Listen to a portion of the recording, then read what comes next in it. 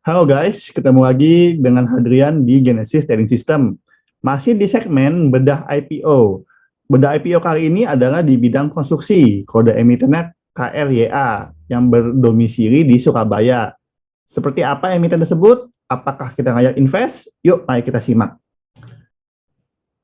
Nah, ini bedah IPO KRYA ya, penjamin pelaksana emisi dan penjamin pelaksana emisi efek dan penjamin emisi efeknya adalah Indo Capital Sekuritas.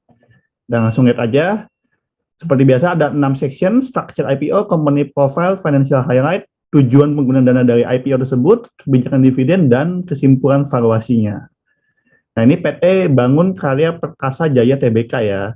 Nah, kodenya nanti KRYA. Nah, strukturnya adalah dia menawarkan 325 juta lembar saham atau setara 20% dari modal yang ditempatkan dan disetor penuh dengan perseroan setara IPO.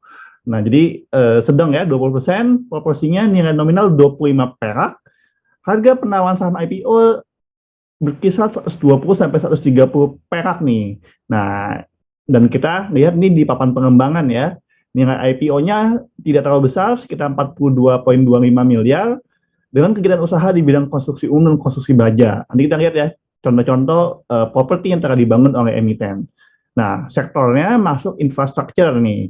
Penjaminnya Indo Capital Sekuritas sendirian, ada pemanis, 2 saham mendapatkan 1 waran.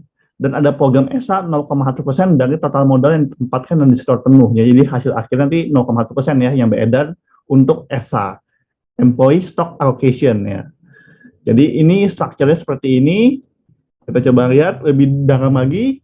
Nah, jadwal book buildingnya sudah lewat ya sebenarnya sampai 6 Juli kemarin. Nanti tinggal sisa masa offering nih. Nah, saya biasa mereview ketika sudah mau menuju masa offering. Jadi sudah nanti kita akan dapat harga range IPO yang sudah pasti gitu ya. Nah, ini nanti di 19 sampai 21 Juli masa offeringnya minggu depan ya. Nanti ada warannya juga. Oke, jadwal masih bisa kita ikut pooling ya di offering ya. Nah, ini company profile kurang lebih dia berkantor pusat di Surabaya. Nah, bidangnya adalah di konstruksi umum dan konstruksi baja.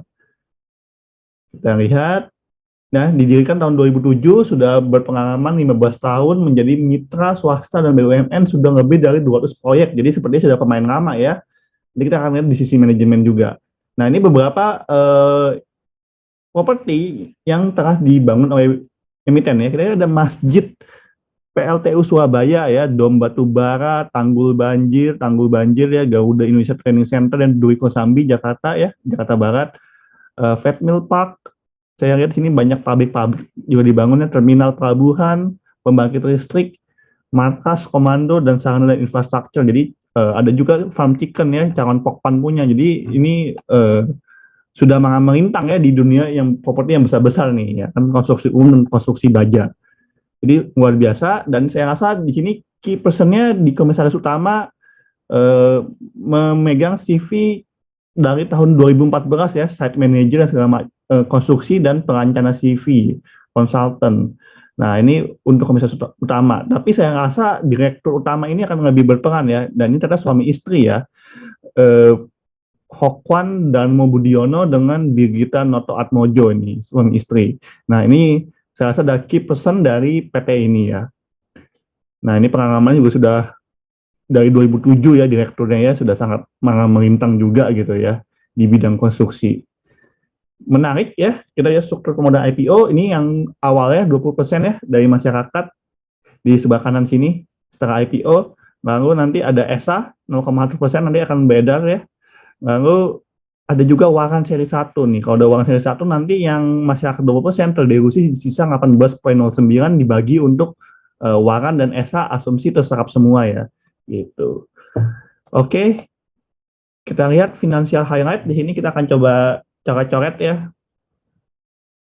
2019 ke 2020 secara kas oke-oke aja.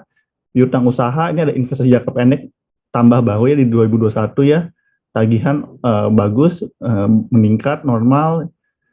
So far aset oke, aset tidak lancar juga bertumbuh ya.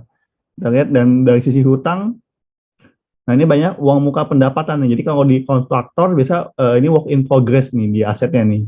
Ini proyek dalam pelaksanaan nih. Nah, ini yang tadinya di sini proyek pemesanannya hilang ya, ketagihan. Berarti banyak proyek-proyek yang sudah selesai nih di sini nih. Nah, jadi nyambungnya dari sini, pemuka pendapatan nyambung ke tagihan bruto.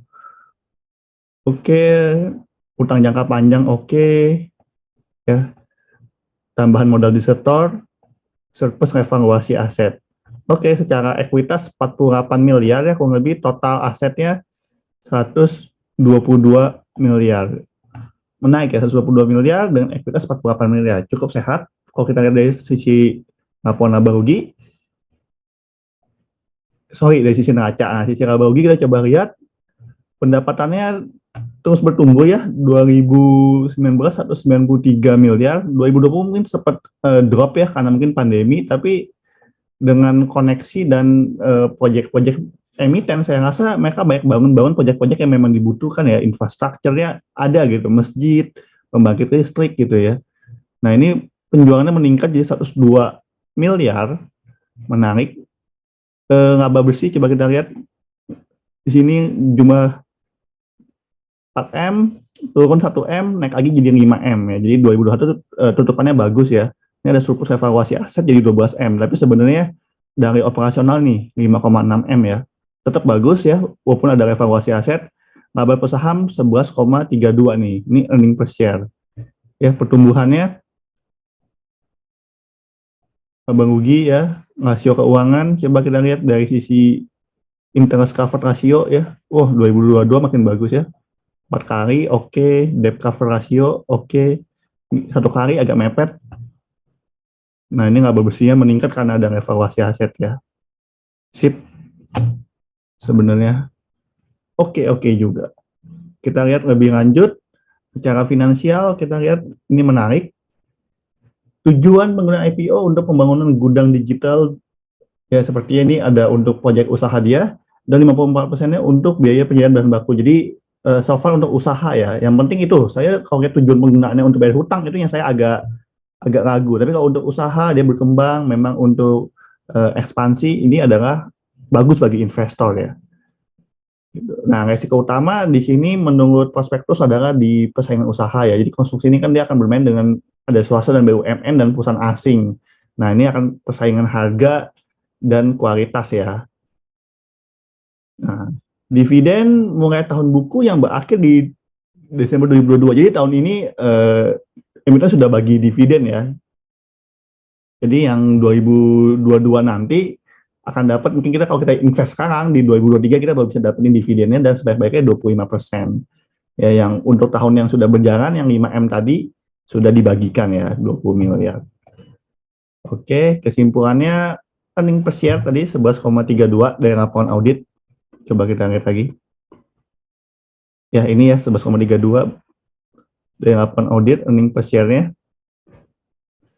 Asumsi harga Rp130 per lembar, harga tinggi, maka PER-nya 11,48 kali, total equity 48,3 miliar, nilai IPO yang 42 miliar, book value-nya adalah total tersebut dibagi equity 1,8 kali.